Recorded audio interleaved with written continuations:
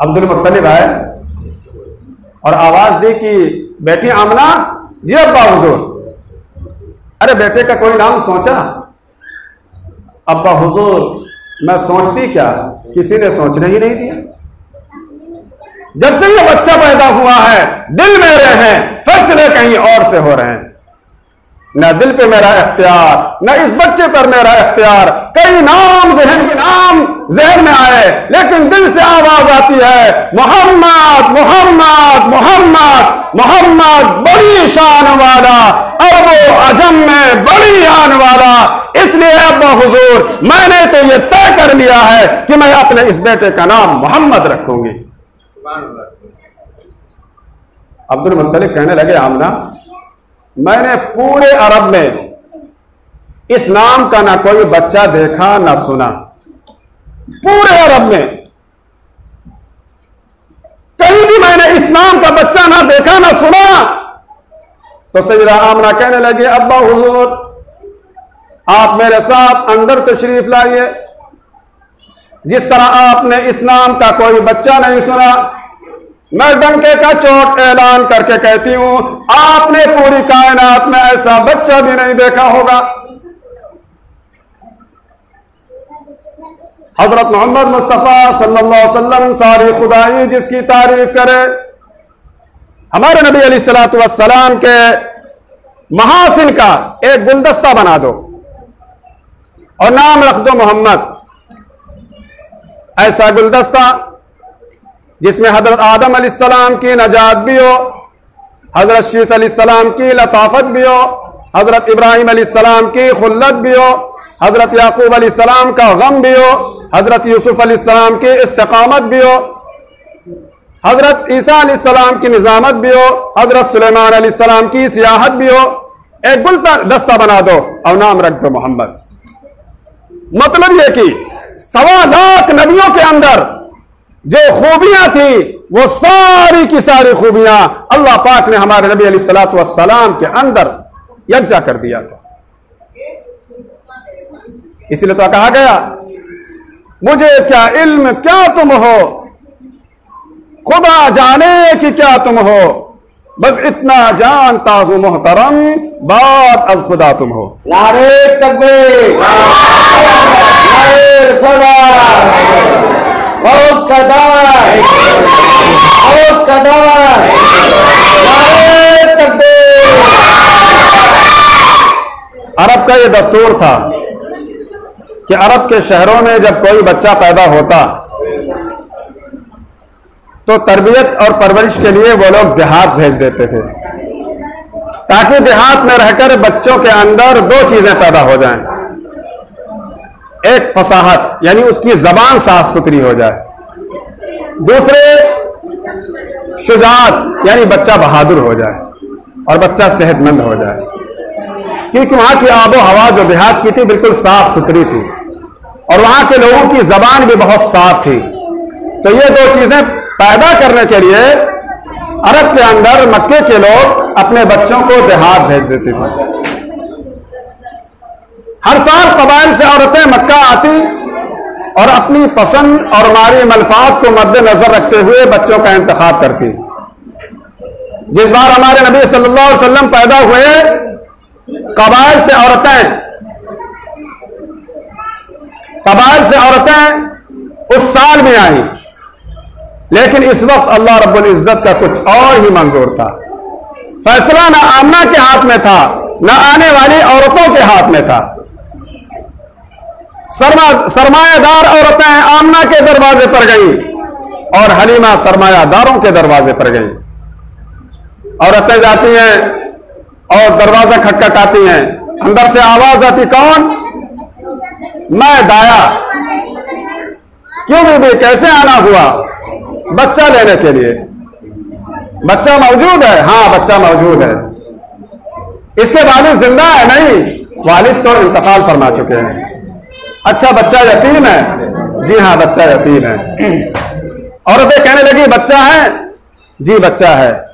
इसके वालिद जिंदा है? नहीं, वालिद तो इंतकाल फरमा चुके हैं। अच्छा बच्चा यतीम है? कि हाँ बच्चा यतीम है। अब वो औरतें दरवाजे पर खड़े होकर थोड़ी देर सोचने लगी और सोच कर कहने लगी, चलो जी, बच्चा यतीम है, यहां से क्या मिलेगा। यह सुनने के बाद आमना का दिल दर्द से भर आया। आवाज आती है, आमना फिक्र मत करना, क्योंकि इसका फिक्र करने वाला मौजूद है। मैं अपने महबूब को ऐसी झोलियों में हरगिज नहीं डालूंगा जो झोलियां मुझे पसंद नहीं। मुशरिका औरतें दरे मुस्तफा पर गई, लेकिन उनके मुकद्दर का सितारा गर्दिश में था, महरूम वापस आए। आज भी बाज लोग दरे मुस्तफा पर चले जाते हैं, हुजूरी हो जाती है, लेकिन अकीदा सही ना होने की वजह से वो महरूम वापस आ जाते हैं। दस्ते कुदरत हलीमा का बाजू थाम कर आमना के दहलीज पर ले आई। अब आमना सोच में पड़ गई कि इससे पहले की औरतें यतीम समझकर चली गई, अब ये ना जाने क्या कहेगी। लेकिन दोस्तों याद रखो, वो औरतें जो हमारे नबी को यतीम समझकर छोड़कर चली गई, पूरी दुनिया को चैलेंज है, आज तक किसी को उनका नाम भी याद नहीं कि वो औरतें कौन थी। लेकिन किसी से भी पूछो, मर्दों से पूछो या औरतों से पूछो, बच्चों से पूछो या बूढ़ों से पूछो, पढ़े लिखे लोगों से पूछो या अनपढ़ लोगों से पूछो, हिंदुस्तान वालों से पूछो या पाकिस्तान वालों से पूछो, अरब वालों से पूछो या अजम वालों से पूछो, किसी से भी पूछो कि हुजूर की दाया का नाम क्या है, फौरन जवाब मिलेगा, हलीमा हलीमा हलीमा। मालूम यह हुआ कि जो लोग सरकार मदीना सल्लल्लाहु अलैहि वसल्लम के कदमों से वाबस्ता हो गए, वो आसमान के चमकते हुए सितारे बन गए। जो नबी अलैहिस्सलातु वस्सलाम से कट गए, वो हमेशा के लिए मिट गए। कदम बोसी की दौलत मिल गई थी चंद जर्रों को, अभी तक वो चमकते हैं सितारों की जबी होगा। हजरत हलीमा कहती, बीवी बच्चा है? हाँ बच्चा है, लेकिन बच्चा यतीम है। अच्छा बच्चा यतीम है। अब आमना सोचने लगी, पहली औरतें तो यतीम समझ के चली गई, अब ये नामालूम क्या कहेगी। अच्छा बीबी हमें बच्चा तो दिखा दो, पहले मैं उस बच्चे को देख लूं, अगर मेरा दिल चाहेगा तो मैं ले जाऊंगी, वरना नहीं ले जाऊंगी। हजरत सईदा आमना हजरत हलीमा को अपने घर के अंदर ले जाती है। सरकार मदीना सल्लल्लाहु अलैहि वसल्लम पलंग पर तशरीफ फरमा है। सफेद चादर आपके चेहरे अनवर को बोसा दे रही है। जो ही सईदा आमना ने हमारे नबी अलैहिस्सलातु वस्सलाम के रुख अनवर से चादर को हटाया, हलीमा बोल उठी, वल्लाह मैंने आज तक दुनिया में ऐसा बच्चा देखा ही नहीं। आमना कहती है मैंने ऐसा बच्चा नहीं देखा। हलीमा कहती है मैंने ऐसा बच्चा नहीं देखा। अब्दुल मुत्तलिब कहते हैं मैंने ऐसा बच्चा नहीं देखा। अल्लाह ने फरमाया, ए जिब्राइल तुम बताओ, तुमने सारी कायनात का चक्कर लगाया है, तुम बताओ क्या तुमने ऐसा बच्चा देखा है। जिब्राइल कहते हैं या इलाही मैंने सातों जमीन सातों आसमान का चक्कर लगाया, लेकिन आज तक मैंने ऐसा बच्चा नहीं देखा। नारे तकबीर, नारे रिसालत, नारे रिसालत, गौस का दामन, गौस का दामन। हजरत हलीमा सादिया का मुकद्दर जा गए। उन्होंने फैसला कर लिया कि हमें नबी अलैहिस्सलातु वस्सलाम को अपने साथ ले जाना है, और जनाब आमना से अर्ज किया कि आप अपने इस दुर्रे यतीम को मेरे झोली में डाल दीजिए। हजरत हलीमा बच्चे को गोद में लेकर, हमारे नबी को गोद में लेकर बाहर आती हैं, तो उनका शौहर जो इंतजार में खड़ा था कहने लगा, हलीमा कुछ मिला? कहने लगी नहीं, सब कुछ मिल गया। बच्चा यतीम है? नहीं, दुर्रे यतीम है। हलीमा गनी हो गई।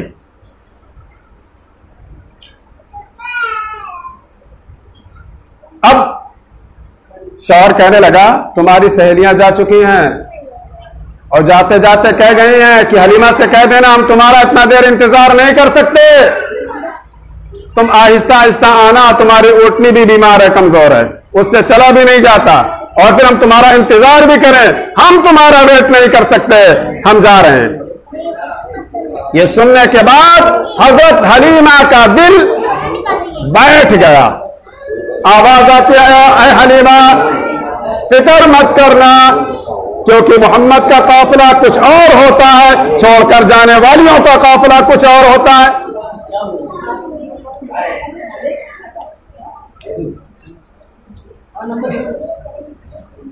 अब हमारे नबी सल्लल्लाहु अलैहि वसल्लम को हलीमा गोद में लेकर पीछे पीछे बैठ जाती हैं।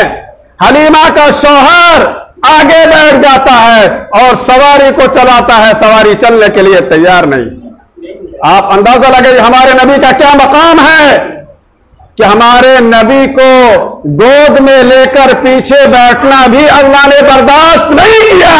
तो नबी का जिक्र हो, हम आपस में बात करें, या अल्लाह कैसे बर्दाश्त करेगा? नबी का जिक्र हो, हम मोबाइल में बिजी रहें, या अल्लाह कैसे बर्दाश्त करेगा? सवारी के पीछे बैठना भी अल्लाह ने बर्दाश्त नहीं किया, बल्कि ऊँटनी को मना कर दिया, ऐ ऊँटनी तुम चलना नहीं। हलीमा का शौहर ऊँटनी को चलाता है, लेकिन ऊँटनी चलने के लिए तैयार नहीं। बहुत ताकत लगा दी, पूरी कुव्वत सर्व कर दी, लेकिन ऊँटनी चलने के लिए तैयार नहीं। आवाज आती है, जब तक शहसवार आगे नहीं आएगा यह ऊँटनी चलेगी नहीं। हमारे नबी सल्लल्लाहु अलैहि वसल्लम को आगे लिया गया, उसके बाद वो ऊँटनी जिससे चला नहीं जाता था हवाई जहाज बन गई। सुभान अल्लाह, नारे तकबीर, तकबीर, रिसालत, रिसालत, उसका दामन, उसका दामन, तकबीर। हलीमा हमारे नबी अलैहिस्सलातु वस्सलाम को लेकर अपने घर की तरफ रवाना है और दिल ही दिल में सोच रही हैं कि सुलाऊंगी कहां, सवारी का क्या इंतजाम होगा। इधर ही अपने दिल में तदबीरें कर रही हैं, उधर अल्लाह रब्बुल इज्जत ने तमाम रहमतों को, तमाम बरकतों को, तमाम अनवारात को, तमाम सादतों को हुक्म दिया कि तुम सब हलीमा के जाने से पहले उसके घर पर डेरे डाल दो। ये हलीमा का घर बाद में होगा, पहले मेरे मोहम्मद का घर होगा। पहले हलीमा मेजबान हुआ करती हैं, आज मेरा महबूब मेजबान होगा। नारे तकबीर, तकबीर, रिसालत, रिसालत, उसका दामन, उसका दामन, का दामन, का दामन, अरे तकबीर। कदम कदम पे बरकतें, नफस नफस पे रहमतें, जहां से वो शफी आसियां गुजर गया। जहां नजर नहीं पड़ी वहां है रात आज तक, जहां नजर नहीं पड़ी वहां है रात आज तक, वहीं वहीं सहर हुई जहां जहां गुजर गया। हमारे नबी सल्लल्लाहु अलैहि वसल्लम की सवारी हलीमा के घर पहुंचती है, हलीमा के घर समा बन जाता है, अनवारात व बरकात के चश्मे उबल पड़ते हैं। न सिर्फ हलीमा का घर बारौनक हो जाता है, बल्कि पूरा कबीला सआदतों का मरकज बन जाता है। हलीमा हमारे नबी अलैहिस्सलातु वस्सलाम को बिस्तर पर लिटा देती हैं और अपने शौहर से कहती हैं, ऐ मेरे शौहर तुम बकरी को लाओ और उसका दूध निकालो ताकि मैं अपने इच्चान से बेटे को पिला दूं। हलीमा का शौहर बकरी को लेकर बैठता है, अल्लाह की जानिब से हुक्म होता है, ऐ बकरी अभी तक तेरी निस्बत हलीमा की तरफ थी, लेकिन अब तेरी निस्बत मेरे महबूब की तरफ है। देख, शिकायत का मौका मत देना। बस इतना कहना था कि हुक्म ही बदल गया। हलीमा का शौहर हाथ लगाता है, जिस बकरी के थनों में कभी दूध नहीं निकलता था, दूध का सैलाब उमड़ पड़ता है। दूध ही दूध। हलीमा एक बर्तन लाओ, वो भी भर गया। हलीमा दूसरा बर्तन लाओ, वो भी भर गया। हलीमा तीसरा बर्तन लाओ, वो भी भर गया। हलीमा चौथा बर्तन लाओ, वो भी भर गया। हलीमा पांचवा बर्तन लाओ, वो भी भर गया। हलीमा कहती है मेरे घर के तमाम बर्तन खत्म हो गए, लेकिन उस बकरी के छाती से दूध खत्म नहीं हुआ। नारे तकबीर, नारे रिसालत, उसका दामन, दीन इस्लाम, नारे तकबीर। इतना शफीक नबी, इतना मेहरबान नबी, इतना मुबारक नबी अल्लाह ने हमें और आपको अता फरमाया।